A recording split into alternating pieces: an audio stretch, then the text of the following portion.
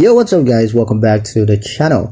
In today's video, let's check out the best strategy to avoid account freezes on Cash App. Alright, so the best strategy to avoid account freezes on Cash App is to use the platform strictly within its intended rules and limits. Account freezes often occur due to suspicious activities, to rapid high volume transactions, or behaviors that resembles fraud or money laundering. Keep your account fully verified with accurate personal information. Also avoid sending or receiving large sums without a clear, legitimate reason.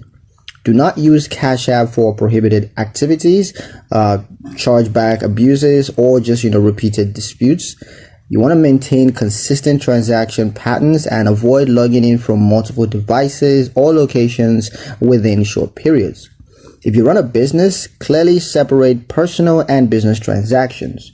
Regular, transparent usage signals trustworthiness to Cash App's automated system, which of course is going to reduce the likelihood of temporary or permanent restrictions.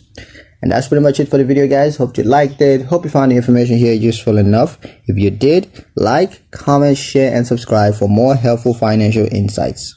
Thank you guys for watching, and I'll see you in the next one.